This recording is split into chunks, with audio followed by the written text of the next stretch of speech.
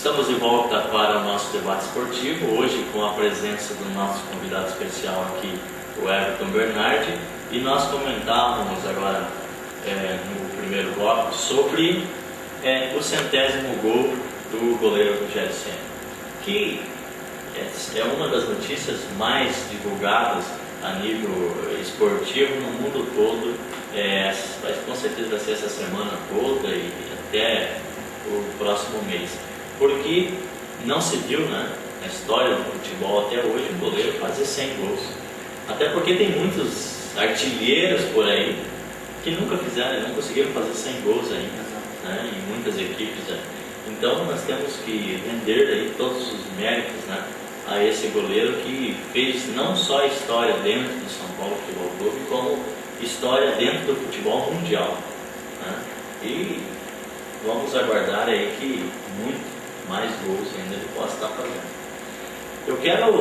Recebi um e-mail já hoje aqui do Márcio Mateis, que também é um São Paulino roxa, e ele enfatizou aqui um anúncio do São Paulo Futebol Clube que saiu hoje na mídia aí de São Paulo. E nesse anúncio diz as seguintes palavras: o empenho diário, o profissionalismo constante, a paixão eterna, a garra inconfundível, o exemplo inspirador, o atleta único e agora o gol centenário. Se você é São Paulino, se orgulhe. Se não é, se lamente. Seu time nunca terá ninguém igual. Parabéns, capitão.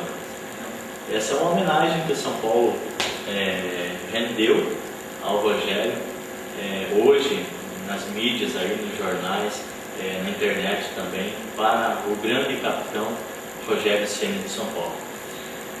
Everton, vamos falar um pouquinho dos resultados aqui do Campeonato Paulista. Vamos começar pelo Campeonato Paulista e depois a gente faz um breve apanhado aí dos demais campeonatos. Os resultados então dessa 16ª rodada: o Oeste goleou por 4-0 o Noroeste. Geralmente entre os clubes pequenos a diferença de placar não dá tão elástico assim, 4-0 é um resultado bem expressivo, vindo de dois times menores. O Palmeiras bateu o Bragantino por 3-0, e isso rendeu a liderança ao time do Palmeiras, que passou um ponto aí dos outros três grandes do estado de São Paulo. Hoje nós estamos com São Paulo, Corinthians e Santos, os três com 34 pontos, e o São Paulo se mantém na segunda colocação pelo maior número de vitórias, São Paulo tem 11 vitórias contra 10 do Corinthians e também contra 10 do Santos. O Corinthians aí se sobressai para o Santos devido ao saldo de gols, possui 2 gols a mais do que o Santos. Na quinta posição vem o Mirassol está com 27 pontos, 7 pontos atrás do Santos, que é o quarto colocado. Então, quer dizer, as primeiras 4 colocações do campeonato já estão definidas. A sexta colocação vem com a Ponte Preta com 26 pontos, o Paulista vem em sétimo com 25 pontos e o Oeste vem com 24 pontos na oitava colocação. Esses são os 8 classificados. Então, se essa primeira fase do Campeonato Paulista terminasse hoje, estariam classificados esses 8 times. Vai jogar primeiro contra o oitavo, segundo contra a sétima, terceiro contra o sexto e quarto contra o quinto. Então os confrontos de hoje seriam Palmeiras versus Oeste, São Paulo versus Paulista, Corinthians versus Ponte Preta. Inclusive não vai ser muito fácil para o Corinthians, até porque a Ponte Preta no último jogo com o São Paulo venceu o São Paulo por 1-0.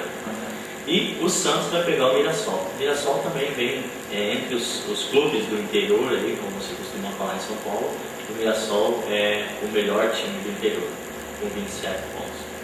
Nós tivemos aqui entre resultados ainda a Portuguesa, que jogou fora de casa e venceu o Mogi Mirim por 3-1. O Santos venceu o Ituano por 3-2. E o São Paulo, né, que venceu brilhantemente aí o Corinthians por 2-1. E aquele gol do Dagoberto? Primeiro gol do São Paulo.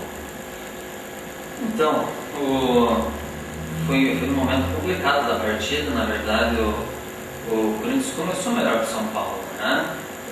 Estava um time mais solto, o São Paulo estava dedicando muita atenção na parte defensiva, estava marcando muito.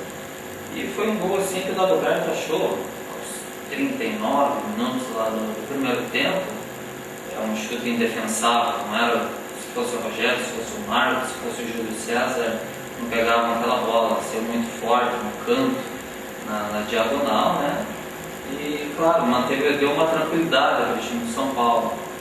E o Corinthians, logicamente, no retorno para o segundo tempo, ele se obrigou a sair mais para o ataque, porque estava em desvantagem no placar, e o São Paulo utilizou do contra-ataque, né? E foi assim que surgiu. E esse primeiro gol do São Paulo, no momento que o Corinthians não esperava. Não esperava. Na verdade, ele achava que ia fazer o primeiro gol. Né?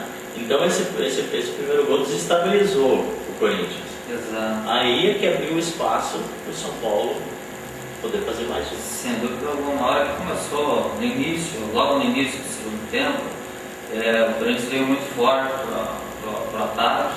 Tem jogadores rápidos no ataque, tem Tim, enfim, o Alessandro apoiando pela direita ali, um baita lateral também.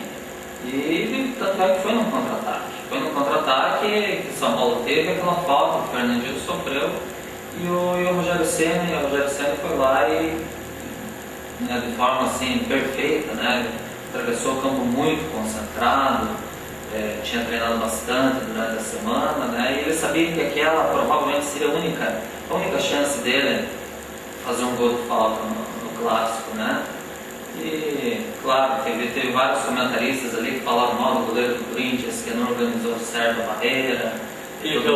Teve alguns até que criticaram a posição do Fernandinho por ter cavado a falta.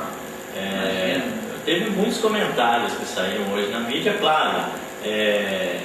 Pessoas que são anti-São Paulo, ou pessoas que torcem para outros times, tentando minimizar essa questão centésimo gol.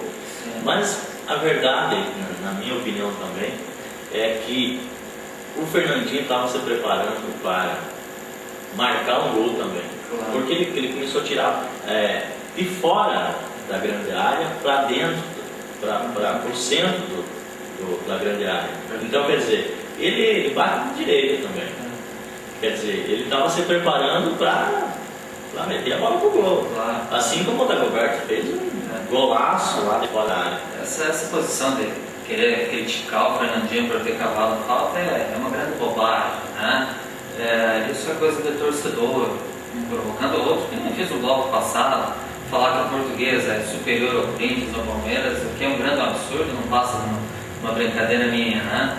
Mas isso é coisa de torcedor, né? O corintiano, o palmeirense, o santista, tem muita rivalidade, porque o São Paulo vem numa crescente, vem ganhando muitos títulos, 3 brasileiros seguidos, né? E talvez eles não tenham uma expressão internacional tão grande quanto a São Paulo. Tudo isso fortalece a rivalidade. Eu estava observando ontem, né, na coletiva que o Rogério Ceni deu após o jogo, ele falou uma coisa assim que me chamou bastante atenção. Agradecendo, né? Ele começou a agradecer quem foi importante para a carreira dele, etc e tal. Ele começou agradecendo o TV, que fazia ele treinar antes, fazer ele chegar antes dos treinos para bater falta. Falou do Muricy, falou de Deus, evidentemente, e falou da mãe dela, né, que já é falecida, né?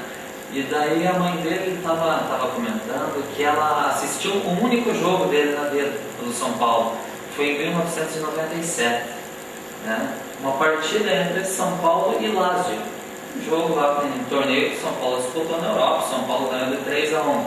Logo em seguida ele falou de uma lesão que ele teve no joelho no jogo contra o Liverpool no Japão, né, na final do Mundial Interclubes em 2005, né? Eu fiquei imaginando, qual time brasileiro, né, que disputa torneio na Europa, que disputa a final do Campeonato Mundial no Japão, né? Então, por isso, claro que os corintianos, evidentemente, como eles ficaram sem qualquer argumento para rebater esse belo gol que o Rogério fez, criaram, de repente atacar o Fernandinho, que acabou a falta, não poderia ter feito isso. Mas é coisa do torcedor. E para você sentir essa expressão que o São Paulo tem internacional também, nós podemos analisar pelo jogo da seleção brasileira agora, nesse final de semana também, inúmeros torcedores com a camisa do São Paulo assistindo o jogo do Brasil lá na Europa.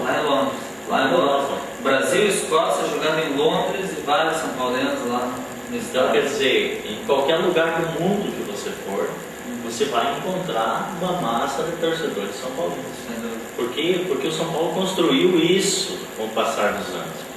O São Paulo vem com 3 títulos mundiais. Então, quer dizer, a mídia, né, a proporção de divulgação desse time a nível global, ela vem se dando há muitos anos. Desde 92, 93, quando o São Paulo disputava as finais de campeonatos, as primeiras finais de campeonatos mundiais lá no Japão. Então é um time internacional. São Paulo é um time internacional. E Márcio, deixa eu agora inverter aqui, eu vou fazer uma pergunta para ti. Desses 100 gols do Rogério Ceni, você que também, como eu, e tantos outros aqui na cidade são São Paulinos, qual que você acha que foi o gol mais importante que ele fez desses 100 gols? Olha, desses 100 eu devo ter assistido uns 80 mais ou menos. Porque eu, para perder o jogo de São Paulo, não tive. É difícil. Mas o gol mais importante, com certeza, para mim, foi o 100º em cima do Corinthians. Com certeza foi para mim esse 100º gol em cima do Corinthians. Não tem nada que pague para um torcedor do São Paulo receber esse presente do Rogério. Simbólico. Agora me diga você, qual que é o gol que teve mais importância para você? O gol que teve maior importância sendo o Rogério. O Rogério ele fez gol, inclusive foi o único goleiro, né, que fez gol em campeonato mundial no Interclube, né? O Rogério fez o gol lá em 2005 no Japão. Nós ainda temos o cúmulo da notícia dizer que o artilheiro da Libertadores do São Paulo é o Rogério Ceni. São Paulo o Rogério Ceni tem 11 gols na Libertadores, assim como o Ronaldo fez 15 gols em Copa do Mundo, e o Rogério Ceni, um goleiro, tem 11 gols na Libertadores também. Exato, mas assim, o gol assim que foi inesquecível para mim do Rogério Ceni foi o seguinte. Em 2004, São Paulo montou aquele time para a disputa da Libertadores. Na época o técnico era o Cuca, né? Trouxe meio time lá do Goiás e tal, Fabão, Danilo, Mineiro, Josué, um baita time, né? E o time estava correto, estava bem treinado, estava certinho, tinha tudo para ser campeão. E daí, no segundo jogo da semifinal, finalzinho do jogo, me leva aquele gol do Once Caldas. Foi São Paulo foi eliminado, isso em 2004. Isso ficou entalado na garganta do São Paulino, né? Tanto é que em 2005 ele já era o Leão, Emerson Leão, técnico de São Paulo, que abandonou o barco no meio do campeonato, e depois veio o Paulo Autuori, né? Me lembro na semifinal da Libertadores em 2005, daí, né? São Paulo e River Plate no Morumbi. O primeiro jogo era no Morumbi. Everton, deixa eu te interromper um pouquinho, vou chamar um intervalo comercial e no próximo bloco o Everton vai complementar aí qual foi o gol mais importante para ele feito pelo goleiro Rogério Ceni.